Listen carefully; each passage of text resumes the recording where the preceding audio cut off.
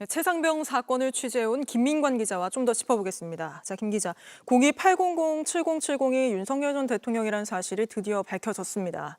저희가 처음 보도하고 1년 2개월 만인데 이로써 윤 전 대통령이 최상병 사건을 막았다는 의혹을 뒷받침할 결정적 증거가 생긴 거 아닙니까? 네, 맞습니다. 일단 JTBC가 이 번호의 실체를 처음 보도한 게 지난해 5월 28일입니다. 네. 당시 VIP 경로 이후 임성근 전 사단장을 혐의자에서 제외하고 사건 이첩을 보류하라는 지시가 있었다는 이 증언까지는 있었지만 누구를 통해 어떻게 전달되었는지는 알려지지가 않은 상황이었습니다. 하지만 JTBC 보도로 대통령실에서 걸려온 전화를 이종섭 당시 국방장관이 받았다는 게 처음 알려지게 된 겁니다. 네. 그 뒤로 김계환 당시 해병대 사령관에게 수사보고서 이첩 보류 지시가 내려진 사실 등이 확인되면서 이 외압 의혹이 퍼즐 조각처럼 맞춰지기 시작한 게 그 시작점이 바로 이 보도였습니다. 그리고 당시 02800이라는 번호를 쓰는 건 대통령실이라는 점까지는 밝혀냈는데 실제 이 전화를 건 사람이 누군지는 관련자들이 모두 함부해 왔기 때문에 네. 알아낼 수가 없는 상황이었습니다. 그런데 이런 상황에서 이 보도 1년 2개월 만에 이 전화를 받은 이종섭 당시 국방장관의 진술로 이 번호의 발신자가 VIP, 즉 윤석열 당시 대통령이었다는 사실이 확인이 된 겁니다. 사실 당시 대통령실이 이 전화가 윤 전 대통령이라는 사실을 숨긴 건 물론이고 저희 보도가 나가고 바로 다음 날 발신 기록을 지우려 한 정황도 포착됐었잖아요.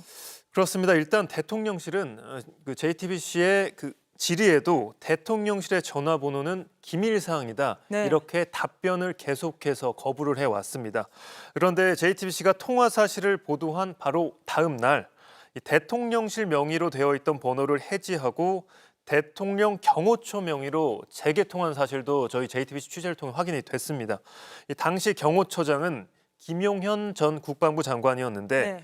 대통령실 명의로 발신됐던 기록을 이 번호를 해지함으로써 지워버리는 시도를 한 거 아니냐 이런 의혹이 제기되기도 했습니다. 근데 지금 이종섭 전 장관은 이 02-800-7070이 윤석열 전 대통령은 맞지만 통상의 업무 전화였다 이렇게 주장하면서 외압설은 또 부인하고 있습니다. 그런데 앞뒤 상황을 살펴보면 그렇게 볼 수 없는 거 아닙니까? 네, 맞습니다. 앞뒤 상황을 살펴보면 이 7070, 02-800-7070으로 여러 개의 전화가 시도가 됐습니다. 네. 우선 조태용 당시 국가안보실장에게 전화를 걸었고 이 전 장관보다는 10여 분 앞서서 주진우 당시 대통령실 법률비서관, 현 국민의힘 의원이죠. 이 주진우 당시 법률비서관에게도 전화를 걸었고 다음으로 이종섭 전 장관의 부관에 이어 이종섭 전 장관에게까지 통화를 했습니다. 네. 이게 02-800-7070으로 걸린 전화고 그 다음에 이 전 장관이 이 김계환 당시 해병대 사령관에게 사건 이첩을 보류하라 이 전화를 한 겁니다. 이 전 장관은 그러니까 정리해 보면 이게 통상의 업무 전화였다고 보기 좀 어렵다는 거죠. 그렇습니다. 이게 상당히 촘촘하게 이루어진 전화이기 때문에 네. 통상적인 업무로 보기에는 어렵지 않느냐 이런 정황이 발견이 됐습니다. 그리고 이 전 장관은 지금도 당시 윤 전 대통령으로부터 받은 전화는 맞지만 이 전화가 사건 이첩 보류 지시와는 무관하다 이렇게 주장하고 있습니다. 하지만 특검은 이 일련의 전화 통화, 이 통상적인 전화로 보기 어려운 이 일련의 전화 통화가 이첩 보류 지시와 연관성이 있다고 보고 네. 수사를 진행하고 있습니다. 사실 02-800-7070이 윤석열 전 대통령이 맞는지 밝히는 게 특검의 핵심이었는데 이게 드러난 만큼 특검 수사에도 굉장히 탄력이 붙겠군요.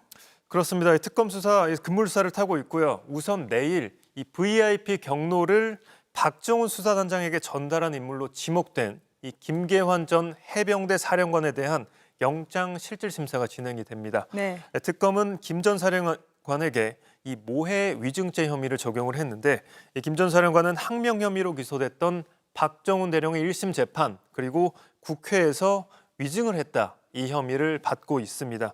여기까지가 수사 외압과 관련된 갈래이고 임성근 전 해병대 1사단장 구명로비 의혹에 대한 수사도 함께 진행이 되고 있습니다. 특검은 임 전 사단장의 로비 통로로 개신교 인맥이 활용됐다는 정황을 확보를 하고 여의도 순복음교회 극동방송 이사장인 김정한 목사 자택 등 10여 곳을 압수수색했습니다. 이 두 갈래 수사가 어느 정도 진행이 되면 이 모든 의혹의 이 시작점이자 출발점으로 지목된 윤석열 전 대통령에 대한 수사도 진행될 것으로 보입니다. JTBC 뉴스를 시청해 주셔서 고맙습니다. 저희는 저녁 6시 30분 뉴스룸에서 뵙겠습니다.